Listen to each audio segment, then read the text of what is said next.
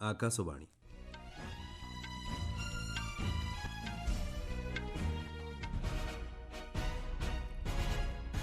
संवाद पढ़ुछंती आशुतोष पति। मुख्य संवाद महिलांक निमंते आसन संख्या वृद्धि पाई लोकसभा आगत 3टी संशोधन विधेयक उपरे आलोचना जारी। तृतीय थर पर राज्यसभार उपाध्यक्ष निर्वाचित हेले हरिवंश। संघीय ढांचार प्रत्येकटी स्तर में महिलांक भागीदारिता निश्चित करने नहीं कार्यकारी है नारी शक्ति बंधन अधिनियम। इज्राएल और लेबानन मध्य कार्यकारी होइतिबा अस्त्रविरति घोषणा को स्वागत कले जातिसंघ महासचिव। एवं भारत और दक्षिण आफ्रिका मध्य आज अनुष्ठित हेब 5 मैच विशिष्ट महिला T20 सीरीजर प्रथम मैच।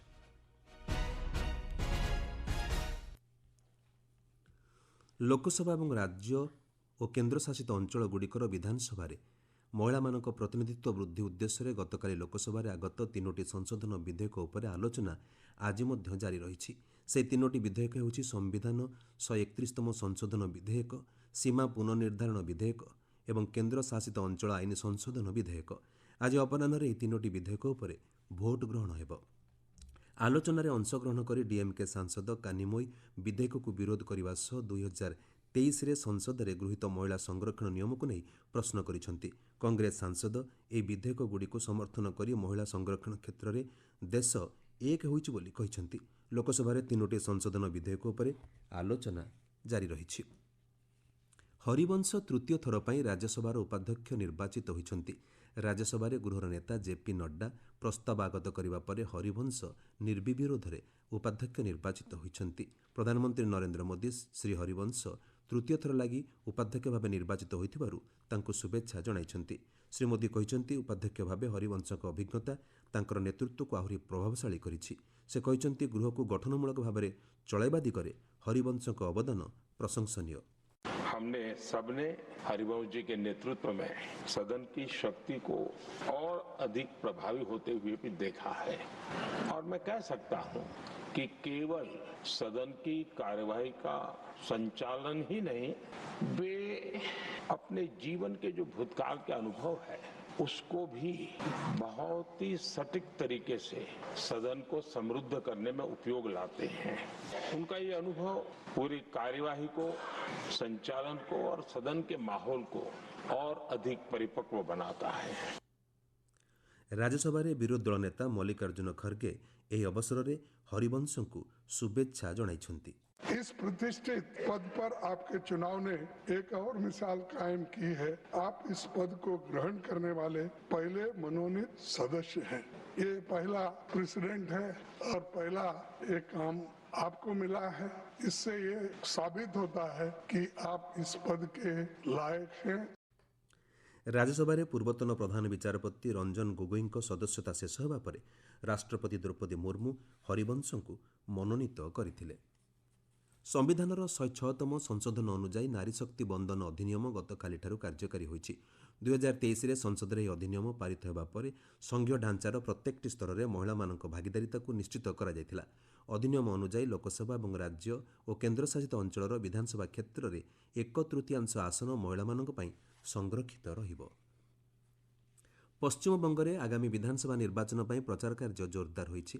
तृणमूल कांग्रेस नेता तथा मुख्यमंत्री ममता बानार्जी आज कुचबिहार उत्तर और दक्षिणांचल में 2टी जनसभा को संबोधन करेंगे। बीजेपी पक्षर महाराष्ट्र मुख्यमंत्री देवेंद्र फडणवीस आज प्रचार कार्य जोग देइछंती। आज अपराह्न से दलीय नेता सह एक बैठक करने पर एंटालीଠାରେ एक जनसभा उद्बोधन देबे। आयकर विभाग कोलकातार तृणमूल कांग्रेस नेतांक बासगृह और कार्यालय आज चढ़ाऊ करने सह आगामी विधानसभा निर्वाचन में प्रार्थी होइथिबा तृणमूल कांग्रेस नेतांक घरे चढ़ाऊ करिछि। आयकर विभाग अधिकारी माने रासबिहारी विधानसभा आसनरू प्रार्थी होइथिबा टीएमसी नेता देबाशीष कुमार बासगृह और कार्यालय अर्थ ठके मामलें चढ़ाऊ करिसेंति।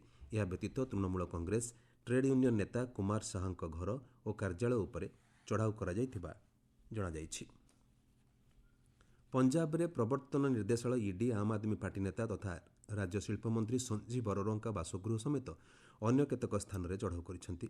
ईडी पक्षर आज सकाळे मंत्री बासगृह समेत चंडीगढ़ और दिल्ली स्थित कार्यालय एवं अन्य स्थान में चढ़ाऊ करा जायछि। श्री अरोरा कहिसेंति जड़े दायित्ववान नागरिक भाव में से ईडी को संपूर्ण सहयोग करेंगे।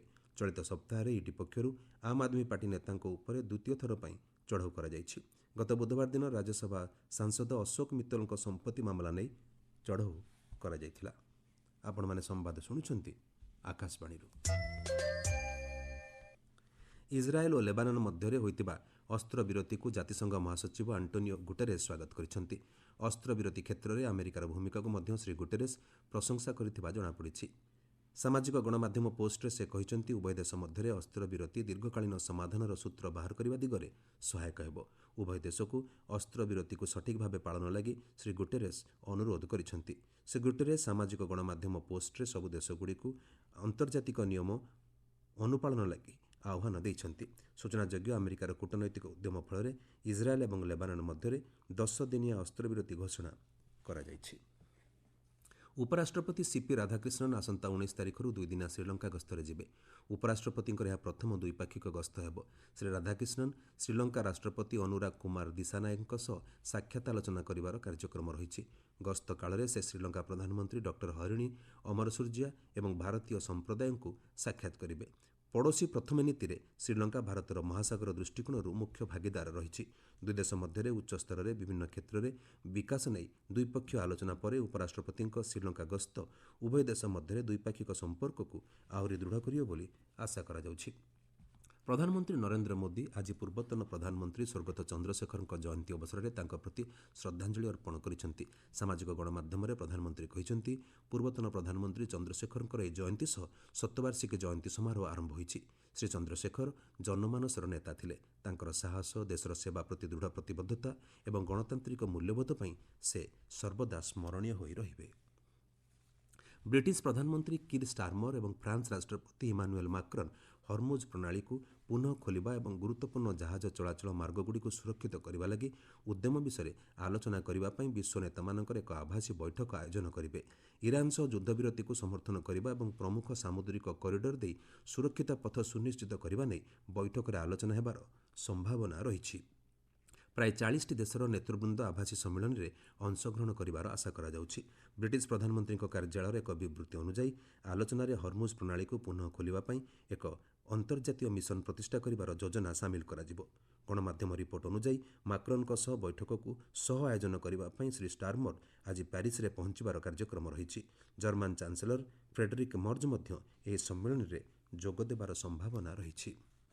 ଆକାଶବାଣୀରେ ଲୋକଙ୍କ ପଦ୍ମ ଧାରାବାହିକର ପରବର୍ତ୍ତୀ ଭାଗରେ ଜାମ୍ମୁ କାଶ୍ମୀରର ସୁପ୍ରସିଦ୍ଧ ଲେଖକ ସଫି ସୌଗଙ୍କ ସହ ବାର୍ତ୍ତାଳାପ ପ୍ରଚାର କରାଯିବ।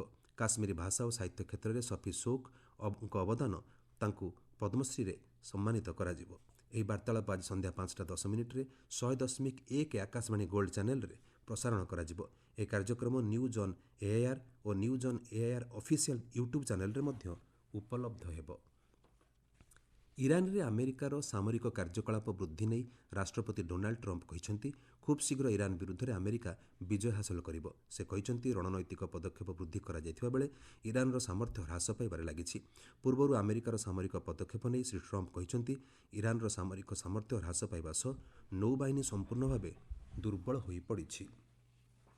ପାକିସ୍ତାନର ଉତ୍ତର ପଶ୍ଚିମାଞ୍ଚଳର ଖାଇବର ପଖ୍ତୁନଖା ସ୍ଥିତ ଏକ ଶିଳ୍ପାଞ୍ଚଳରେ ଗ୍ୟାସ୍ ପାଇପ୍ଲାଇନ୍ ବିସ୍ଫୋରଣରେ ଜଣେ ବାଳିକା ସମେତ 8 ଜଣଙ୍କର ମୃତ୍ୟୁ ଘଟିଛି। ଗ୍ରାଣ୍ଡ ଟ୍ରଙ୍କ ସଡ଼କ କଡ଼ରେ ଥିବା ଏକ ଗ୍ରାଇଣ୍ଡିଂ ମିଲ୍ରେ ଏହି ବିସ୍ଫୋରଣ ଘଟିଥିଲା। ବିସ୍ଫୋରଣର କାରଣ ଜଣାପଡ଼ିନାହିଁ। 5 ମ୍ୟାଚ୍ ବିଶିଷ୍ଟ ମହିଳା ଟି-20 ସିରିଜ୍ର ପ୍ରଥମ ମ୍ୟାଚ୍ ଆଜି ଡରବାନର କିଙ୍ଗ୍ସମିଡ୍ଠାରେ ଭାରତ ଏବଂ ଦକ୍ଷିଣ ଆଫ୍ରିକା ମଧ୍ୟରେ ଅନୁଷ୍ଠିତ ହେବ। ଭାରତୀୟ ସମୟ ରାତି 9:30ରେ ମ୍ୟାଚ୍ ଆରମ୍ଭ ହେବ। ପରବର୍ତ୍ତୀ ମ୍ୟାଚ୍ ଆସନ୍ତା ରବିବାର ସେହି ସ୍ଥାନରେ ଖେଳାଯିବାକୁ ଥିବାବେଳେ ତୃତୀୟ ମ୍ୟାଚ୍ ଚଳିତ ମାସ 22 ତାରିଖ ଏବଂ ଚତୁର୍ଥ ମ୍ୟାଚ୍ 25 ତାରିଖରେ ଜୋହାନ୍ସବର୍ଗର ୱାଣ୍ଡରର୍ସଠାରେ ଖେଳାଯିବ। 27 ତାରିଖରେ ଅନ୍ତିମ ମ୍ୟାଚ୍ ଅନୁଷ୍ଠିତ ହେବ। ଆଇପିଏଲ୍ କ୍ରିକେଟରେ ଆଜି ସନ୍ଧ୍ୟାରେ ଅହମ୍ମଦାବାଦର ନରେନ୍ଦ୍ର ମୋଦି ଷ୍ଟାଡିୟମରେ କୋଲକାତା ନାଇଟ୍ ରାଇଡର୍ସ ଏବଂ ଗୁଜରାଟ ଟାଇଟନ୍ସ ମଧ୍ୟରେ ମ୍ୟାଚ୍ ଅନୁଷ୍ଠିତ ହେବ। ମୁଖ୍ୟ ସମ୍ବାଦ ପୁଣିଥରେ।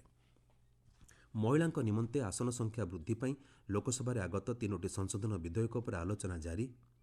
ତୃତୀୟ ଥର ପାଇଁ ରାଜ୍ୟସଭାର ଉପାଧ୍ୟକ୍ଷ ନିର୍ବାଚିତ ହେଲେ ହରିବଂଶ। ସଂଘୀୟ ଢାଞ୍ଚାର ପ୍ରତ୍ୟେକଟି ସ୍ତରରେ ମହିଳାଙ୍କ ଭାଗିଦାରିତା ନିଶ୍ଚିତ କରିବା ନେଇ କାର୍ଯ୍ୟକାରୀ ହେଲା ନାରୀ ଶକ୍ତି ବନ୍ଦନ ଅଧିନିୟମ। ଇସ୍ରାଏଲ ଓ ଲେବାନନ ମଧ୍ୟରେ କାର୍ଯ୍ୟକାରୀ ହୋଇଥିବା ଅସ୍ତ୍ରବିରତି ଘୋଷଣାକୁ ସ୍ୱାଗତ କଲେ ଜାତିସଂଘ ମହାସଚିବ ଏବଂ ଭାରତ ଓ ଦକ୍ଷିଣ ଆଫ୍ରିକା ମଧ୍ୟରେ ଆଜି ଅନୁଷ୍ଠିତ ହେବ 5 ମ୍ୟାଚ୍ ବିଶିଷ୍ଟ ମହିଳା ଟି-20 ସିରିଜ୍ର ପ୍ରଥମ ମ୍ୟାଚ୍। ସମ୍ବାଦ ଶେଷ ହେଲା।